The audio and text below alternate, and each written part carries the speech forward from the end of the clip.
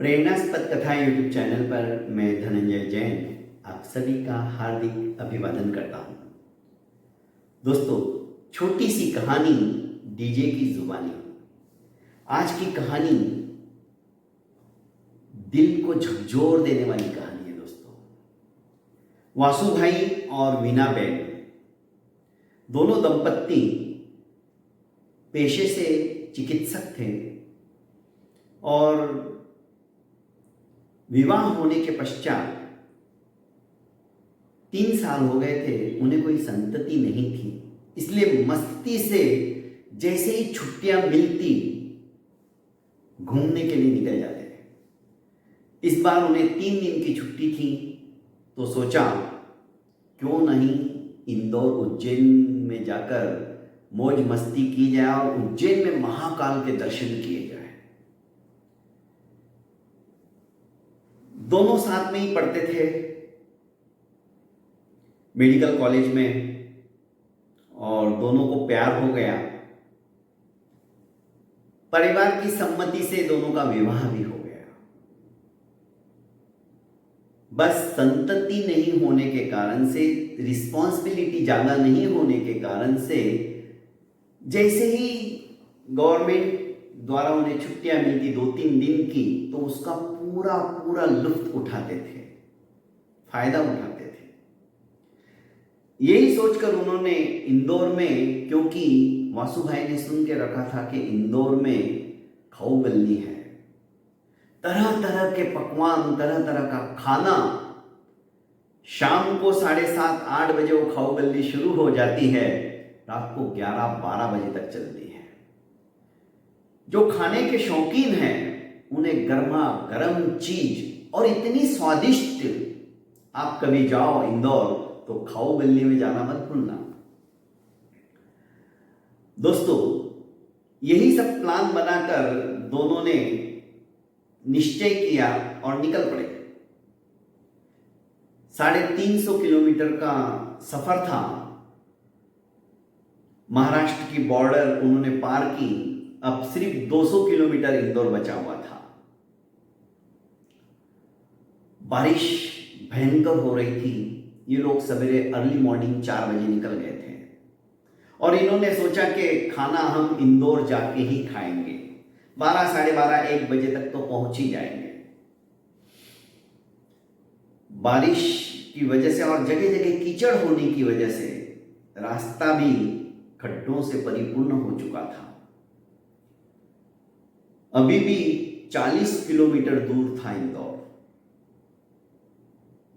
चाय का समय हो गया था। 10:30, 11:15 हो गए थे, पर गाड़ी बहुत धीमी चल रही थी, ट्रैफिक बहुत था। सोचा कि चाय कहीं मिल जाए अच्छी तो मजा आ जाए।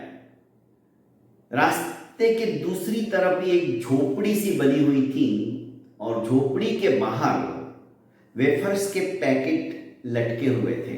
उन्होंने सोचा कि कोई छोटी सी होटल होगी, थोड़ी थोड़ी भूख भी लगने लगी है, तो चलो वेफर्स ही खा लेते हैं और चाय पी लेते हैं और फिर वापस निकलते हैं। सड़क से उन्होंने गाड़ी नीचे उतारी और उस झोपड़ी के सामने आके खड़ी कर दी। 2 वेफर्स के पैकेट निकाले और कहा कि कौन है भीतर, जरा हमें ये वेफर्स चाहिए। तो एक महिला 1-1.5-2 मिनट के बाद में बाहर आई और पूछने लगी, भाई क्या बात है, क्या चाहिए तुम्हें? तो नहीं, हमने वेफर्स के पैकेट लिए और हाँ, तुम थोड़ा बढ़िया चाय बना दो ना, हम गाड़ी में ही बैठे हैं और बहुत लंबा सफर और करना है तो थोड़ा जल्दी में है। इतना कह के वासु वीना बेन के पास आकर गाड़ी में बैठ गया। दोनों ने वेफर्स के पैकेट एक एक लिए थे, खोले और खाने लगे। करीब 5 मिनट में उन्होंने वेफर्स के पैकेट खत्म किए। अभी तक चाय आई नहीं थी। वासु भाई सोचने लगे, इतनी देर लग गई चाय बनाने में। बाहर निकले, आवाज दी तो भीतर से महिला फिर से बाहर आई और कहने लगी कि भाई माफ करना, तुलसी के पत्ते लेने के लिए पीछे से बाड़े में गई थी, तो थोड़ी देरी हो गई, बस चाय बन रही है, थोड़ा सा और रुक जाओ। दोनों ने वहीं पे 2 कुर्सियां पड़ी थी निकाली और वीणा को गाड़ी में से बाहर बुला लिया कि तुम भी आके इधर बैठ जाओ। दोनों बैठ गए। करीब और 5-7 मिनट के बाद यह महिला गंदे से मेले से ट्रे के अंदर, और कप भी मेले ही थे, चाय लेकर सामने आ गई। जैसे उन कपों को वासु भाई ने देखा, उन्हें गुस्सा आने लगा, पर वीणा बेन ने इशारे में ही कहा तो चुप हो गए। पर जैसे ही उन्होंने एक घूंट चाय की ली, आह, अदरक, काली मिरी और तुलसी की खुशबू उसके अंदर से आ रही थी। ऐसी चाय वासु भाई ने और वीणा बेन ने जिंदगी में नहीं पी थी। मजा आ गया। उन्होंने शुक्रिया अदा करते हुए हाथ जोड़े और पैसे देने लगे कि बहन कितने पैसे हुए? तो उस महिला ने कहा 20 रुपए। 100 का नोट वासु भाई देने लगे तो महिला ने कहा छुट्टे नहीं है भाई, छुट्टे दे दीजिए। बटुए में टटोला तो 20 का नोट भी था। वासु भाई ने 100 का नोट वापस लिया और 20 रुपया देने लगे। पर हमने तो चाय भी पी और वेफर्स भी लिए थे, तुमने वेफर्स के पैसे नहीं लगाए क्या? वो महिला बोली नहीं, मैंने वेफर्स के ही पैसे लिए, चाय के पैसे हम नहीं लेते। क्यों? इतनी स्वादिष्ट चाय और चाय के पैसे तुम क्यों नहीं ले रही हो? कि दरअसल ये होटल नहीं है और हम चाय बेचते भी नहीं है। अब पहली बार हमारे यहां पर आए, लोग वेफर्स लेके चले जाते हैं, पर आपने होके चाय मांगी तो मैंने अपने बेटे का जो दूध था उसी की चाय बना ली। मेरा बेटा बहुत छोटा है, क्योंकि मेरे पति जा नहीं सकते थे दूध लाने के लिए और आपको और ज्यादा देरी हो जाती, तो मैंने सोचा एक दिन में कौन सा मर जाएगा। मेरा पति बीमारी की वजह से आज 3 दिन हो गए तड़फ रहा है। उसको शायद बुखार हो गया बहुत तेज, आंग तप रहा है। तो मैंने सोचा कि कोई फर्क नहीं पड़ता है, एक दिन बच्चा कोई भूखा रह जाएगा तो मर नहीं जाने वाला है। और आप जैसे अतिथि, क्योंकि हमारी भारतीय संस्कृति है अतिथि देवो भव, अतिथि देवता के समान होता है। और क्या पता आप देवता के रूप में आए हैं और मेरा पति ठीक हो जाए, इसलिए वो अलग बात हो गई। पर अतिथि देवो भव के जो संस्कार है मेरे ऊपर, मैं उसे कैसे छोड़ देती। तो मैंने उसी दूध की आपको चाय बनाई। हाँ, तुलसी पत्ते जरूर मुझे लाने के लिए देरी हो गई, इसलिए क्षमा मांगती हूं भाई, आपको मेरी वजह से आज इतनी देरी हो गई। ये सब सुनते सुनते वासु भाई और वीणा बेन को तो मानो करंट सा आ गया। सोचने लगे कि सभ्यता, संस्कार और अतिथि सेवा में ये गरीब महिला मेरे से कई गुना ज्यादा आगे है। उन्होंने कहा कि हम दोनों डॉक्टर हैं पेशे से, मैं देखना चाहूंगा आपके पति को। महिला डॉक्टर वासु को भीतर लेके गई तो कृष्णकाय दुबला पतला व्यक्ति देख रहा था, तो गरीबी चिल्ला चिल्ला कर बोल रही है उस कुटिया की कि वो लोग कितने गरीब हैं।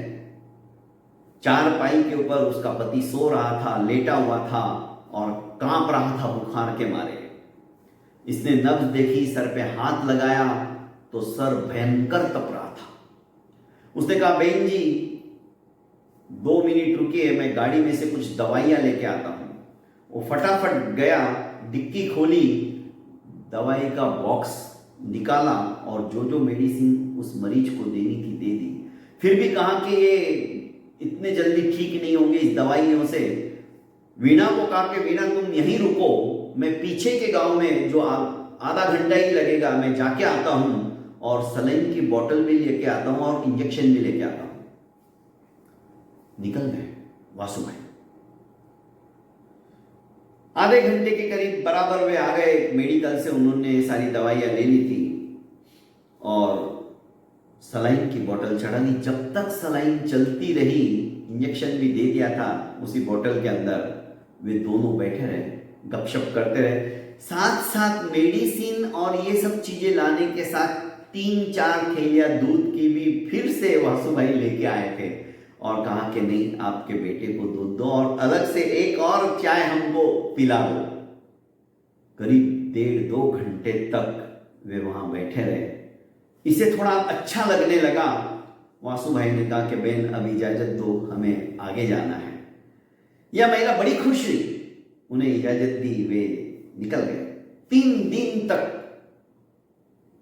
इंदौर उज्जैन का दौरा करने के बाद, महाकाल के दर्शन करने के बाद जब वापस वे लौट रहे थे तो वहीं पे आए और इस बार वासु भाई उस बच्चे के लिए बहुत सारे खिलौने भी लेके आए और साथ में 4-5 दूध की थैलियां भी लेकर आए।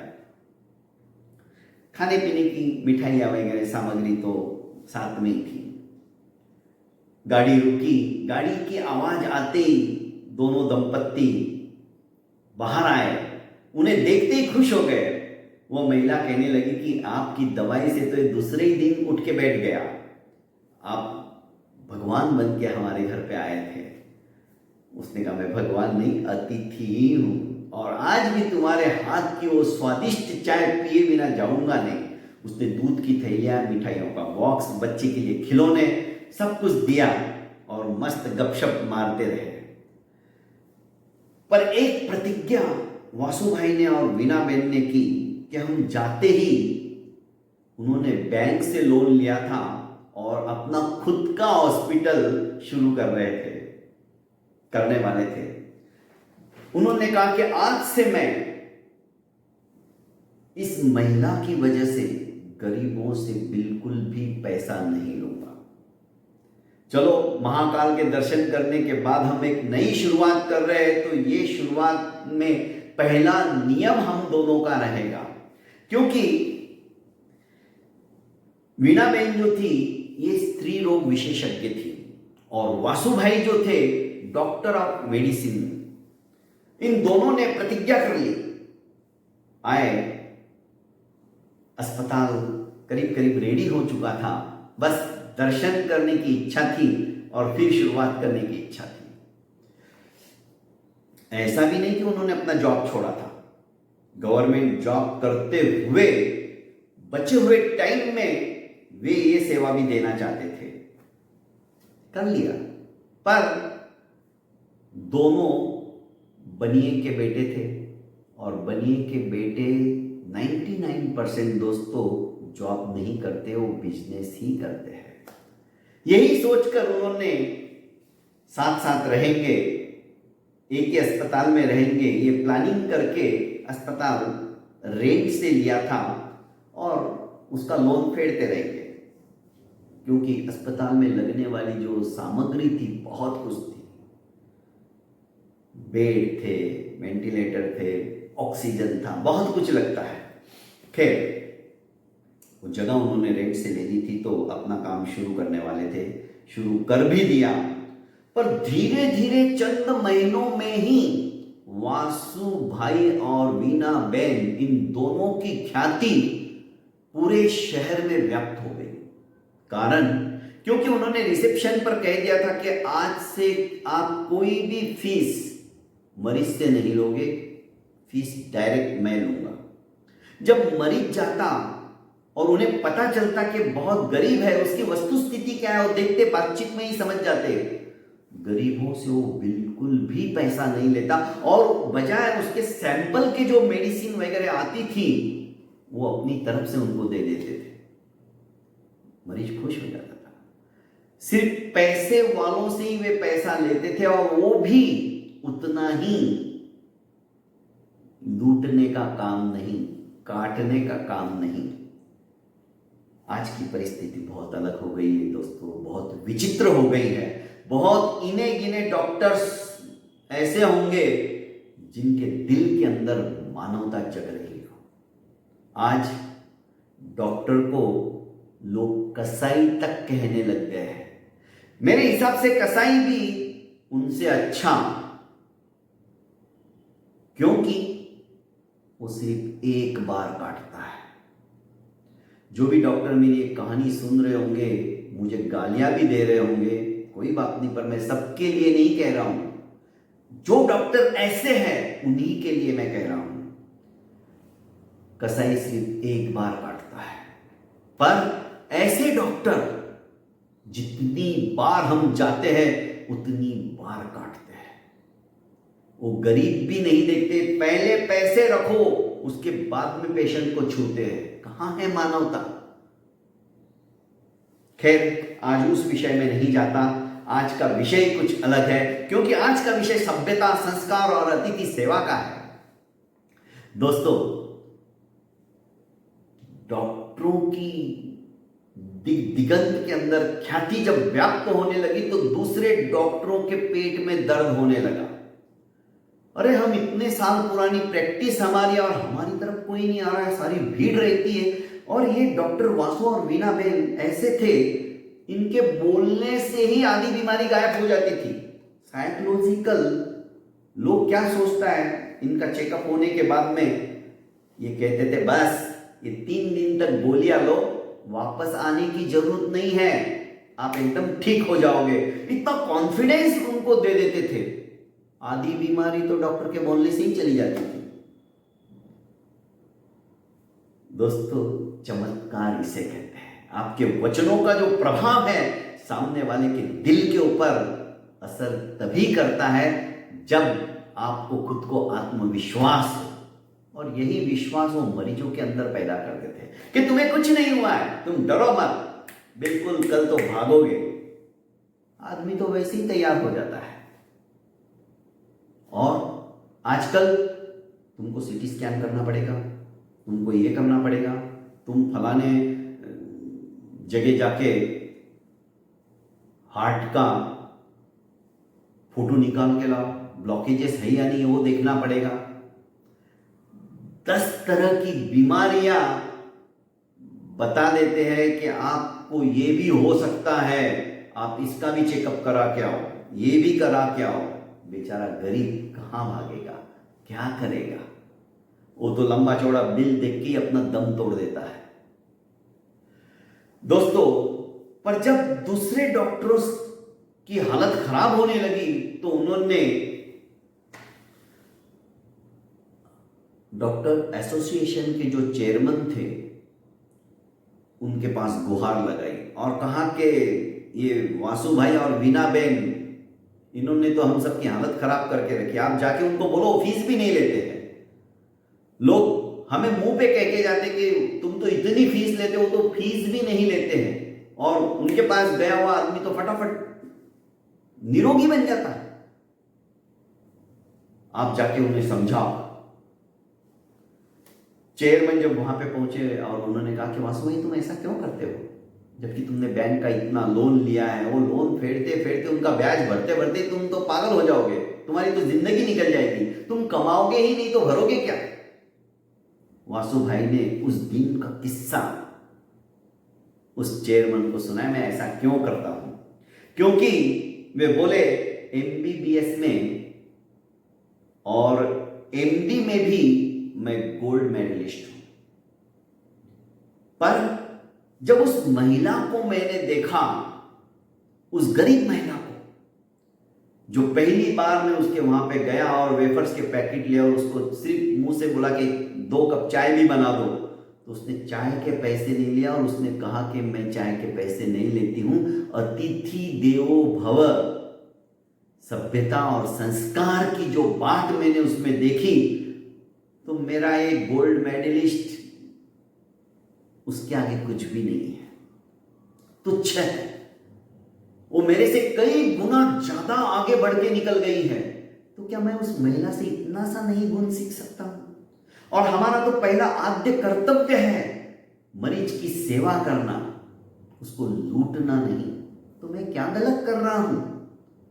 वो चेयरमैन भी हाथ जोड़कर कहने लगा कि वासु भाई तुमने मेरी भी आंखें खोल दी, आज से मैं भी गरीबों से पैसा नहीं लूंगा। ये होता है अंतर से निकले हुए उद्गार। जब व्यक्ति सच्चा होता है ना, उसके विचार भी अच्छे होने लग जाते हैं और उन विचारों का प्रभाव सामने वाले के ऊपर पड़ता ही पड़ता है। दोस्तों, कहने का अभिप्राय है आज की कहानी का सभ्यता, संस्कार और अतिथि सेवा का ये जो सद्गुण है हमारे जीवन के अंदर भी यदि यत्किंचित मात्र आ जाए तो मैं समझता हूं हमारा जीवन भी वासु भाई और मीना बेन की तरह सफल एवं सार्थक हो जाए। बहुत बहुत धन्यवाद दोस्तों।